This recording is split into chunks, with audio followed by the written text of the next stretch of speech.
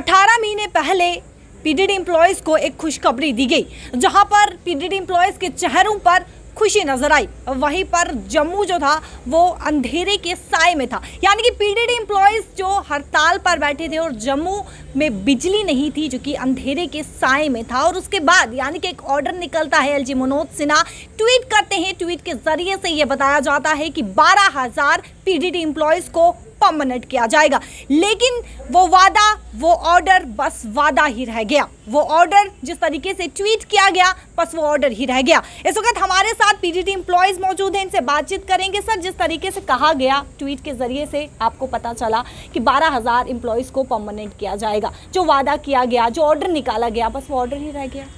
12,000 जो एलजी साहब ने ट्यूट करके कहा था कि 2021 में 21 तारीख को कि हमने 12,000 लोग रेगुलर कर दिए हैं, लेकिन ग्राउंड लेवल पे आज तक जो पुरानी डीपीसी हुई हैं वही लोग रेगुलर हुए हैं। अभी तक कोई नई डीपीसी नहीं हुई है। हमारी जो हम आज प्रेस वार्ता कर रहे हैं, हमारा यही मुख्य 2 डिमांडें हैं। एक तो हमारी 12,000 जो लोग रेगुलर, जो एलजी साहब ने कहा कि ये हमने कर दिया, आज तक ग्राउंड लेवल पे कुछ नहीं हुआ। दूसरी हमारी जो डिमांड थी वो पेंडिंग की सैलरी को लेके थी, हमारी पेंडिंग सैलरी, क्योंकि हमारे चीफ इंजीनियर साहब एक चिट्ठी निकालते हैं दिसंबर महीने 6 तारीख को। वो चिट्ठी जो है, उस चिट्ठी के बाद जैसे फिल्मों में एक डायलॉग होता है, तारीख पे तारीख, तारीख पे तारीख, वही तारीखें पड़ रही हैं। आज तक 6 बार हमारे चीफ इंजीनियर साहब ने रिमाइंडर निकाल दिया। हमारे जो एक्सिन साहिबान हैं उनके कानों तक जूई तक नहीं रेंग रही। हमें मजबूरन आज प्रेस वार्ता करनी पड़ी। हम आपके माध्यम से और एलजी साहब को ये कहना चाहते हैं कि आपने 12,000 को ट्यूट करके आपने कहा हमने रेगुलर कर दिए, लेकिन जो नीचे लेवल पे है, अगर 12,000 एलजी साहब ने कहा तो उनके पास कोई डाटा गया, 12,000 की फिगर गई, तो तभी जाके उन्होंने कहा कि हमने 12,000 जम्मू कश्मीर के लोग रेगुलर कर दिए। लेकिन हमारे आपने कहा रेगुलर कर दिए? जी, उन्होंने यही ट्वीट करके कहा था कि हमने 12,000 लोग रेगुलर कर दिए, लेकिन ग्राउंड लेवल पे अभी तक कोई कुछ नहीं है।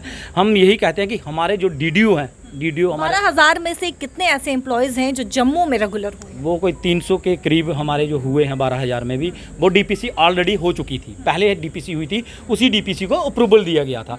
नई आज तक कोई डीपीसी नहीं, जो एलजी साहब ने ट्वीट किया था उसमें कोई नई डीपीसी नहीं हुई, कोई नया रेगुलर नहीं हुआ। इस टाइम पे आप हड़ताल पर बैठे थे, क्या लगता है आपको कि कॉल ऑफ करने के लिए ऐसा कहा गया था कि आप जो है वो हड़ताल बंद कर दे, जम्मू में बिजली आ जाए? क्या लगता है कि ऐसा किया गया था, इसलिए किया गया था? हमें तो यही लग रहा है कि इसलिए किया गया होगा 12,000, क्योंकि जम्मू में पावर हम तो चाहते नहीं हैं। अभी आपको आपके माध्यम से हम कह रहे हैं कि हम अभी भी नहीं चाहते हैं कि हम ये स्टेप लें। हम ये एलजी साहब को कहना चाहते हैं कि हमारे जो एक्सिन साहिबान पे, उन पे कड़ी से कड़ी जो है कार्रवाई होनी चाहिए, जो लोग हमारा डाटा नहीं भेज रहे हैं। क्योंकि अगर एक चीफ इंजीनियर JKPDCL वो रिमाइंडर पे, जो मालिक होता है वो रिमाइंडर पे रिमाइंडर निकाल रहा है, उसकी ये बात नहीं मारे। हम तो ग्राउंड लेवल पे मेहनत कश लोग हैं, मेहनत करने वाले हैं। हम सुबह घर से निकलते हैं, शाम को क्या पता घर वापस जाना या नहीं जाना। हमारे बहुत सारे साथी ऊपर ही मर जाते हैं, बहुत सारे साथी जिनकी टांगें बाजू कट जाती हैं, लेकिन उसके बावजूद भी हमें वही रास्ता अपनाना पड़ता है, एजिटेशन पे जाना पड़ता है। हमें वही रास्ता, प्यार से ये नहीं मानते हैं। अगर ये प्यार से मानते तो 6 महीने ये डिले नहीं करते। आज तक हमारा जो रिकॉर्ड चीफ इंजीनियर के पास पहुंचा होता और हमारी डीपीसी जो हुई होती।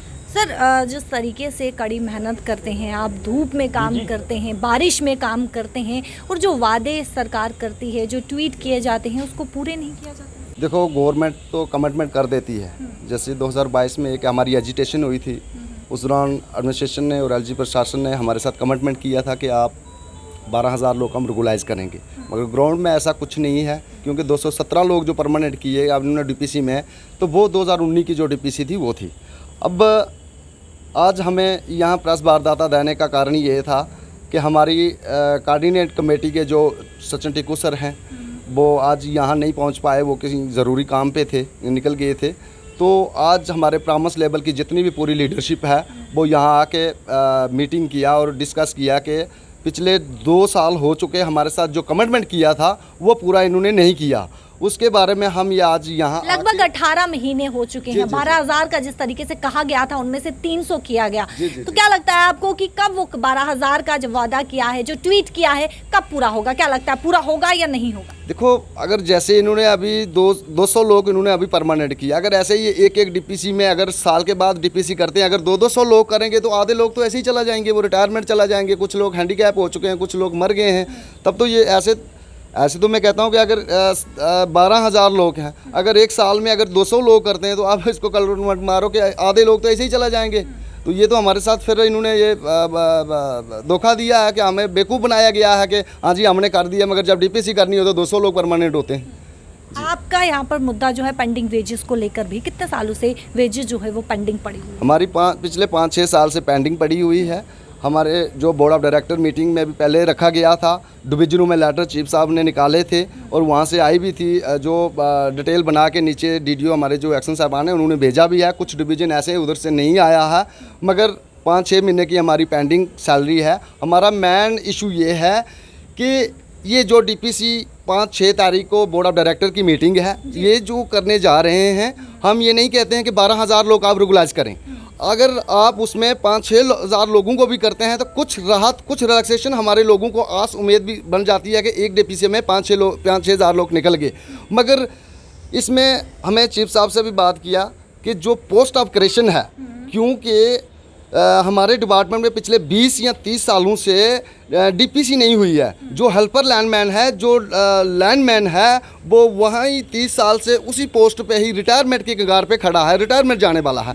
अब पोस्टें कहाँ से, हमने तो लानी नहीं है, क्योंकि डिपार्टमेंट ने डीपीसी करनी थी। जब टक 4 वालों की, टक फर्स्ट वालों की, टक सेकंड वालों की डीपीसी करेंगे तो नीचे वाले लोग जो है वो आगे परमानेंट के लिए तैयार होंगे। जब ये डीपीसी नहीं करेंगे, आधे लोग ऐसे ही रिटायरमेंट चला जाएंगे। तो हम ये आपके माध्यम से, आपके चैनल के माध्यम से बताना चाहते हैं कि जो बोर्ड ऑफ डायरेक्टर की मीटिंग 5-6 तारीख को करने जा रहे हैं, जो डीपीसी आगे आप करने जा रहे हैं, 5-6 हज़ार लोग अगर आप इसमें अगर रेगुलाइजेशन में अगर डीपीसी में नहीं करते हैं तो 1 महीने का हम अल्टरनेट देते हैं। 1 महीने के बाद अगर एजिटेशन होएगी, हम ये नहीं कहते हैं कि एलजी प्रशासन ने हमारे साथ वादा किया था कि 12,000 हम 12,000 कर दिया। हम ये कहते हैं कि 12,000 में से 6,000 ही करो आप। अगर 6,000 भी करेंगे फिर भी जो लोग रह जाएंगे हम वेट करते हैं।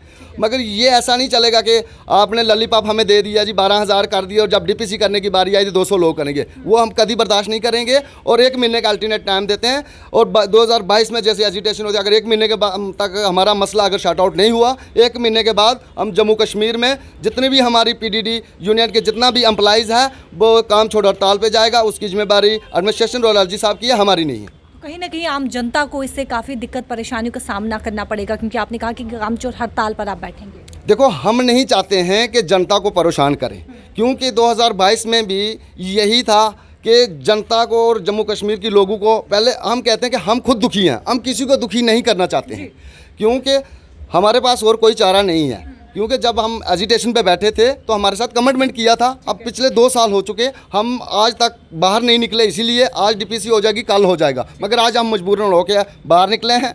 हम जनता को परेशान नहीं करना चाहते हैं। अगर जनता को परेशानी आती है, अब एडमिनिस्ट्रेशन को और एलजी को पूछें कि इन लोगों से आपने कमिटमेंट किया था तो इनको आपने रेगुलाइज क्यों नहीं किया। चलिए, बहुत बहुत शुक्रिया। साफ तौर पर आप सुन चुके हैं जिस तरीके से इनका कहना है कि ट्वीट किया गया, एलजी मनोज सिन्हा की तरफ से ये ट्वीट किया गया कि 12,000 एम्प्लॉयज़ को जो है वो परमानेंट किया जाएगा, परमानेंट कर दिया गया है। लेकिन इनका साफ तौर पर ये कहना है कि अगर 12,000 एम्प्लॉयज़ को परमानेंट नहीं किया कर रही हैं तो 3-4 या 5-6 हज़ार एम्प्लॉयज़ को परमानेंट किया जाए, ताकि इन्हें राहत मिल सके। और अगर ऐसा नहीं किया जाता है तो आने वाले समय में जो है वो काम छोड़ जो है हड़ताल भी देखने को मिलेगा। कहीं ना कहीं आम जनता को भी इफेक्ट जो है इसको लेकर जो है दिक्कत परेशानियों का सामना भी आने वाले समय में हो सकता है। आपकी क्या कुछ राय है, आप इसको किस तरीके से लेते हैं? और जो वादा किया गया वो वादा बस वादा ही रह गया। अपनी राय जरूर रखेगा। कैमरा पर्सन शमी थापा के साथ शिल्पा शर्मा, जम्मू।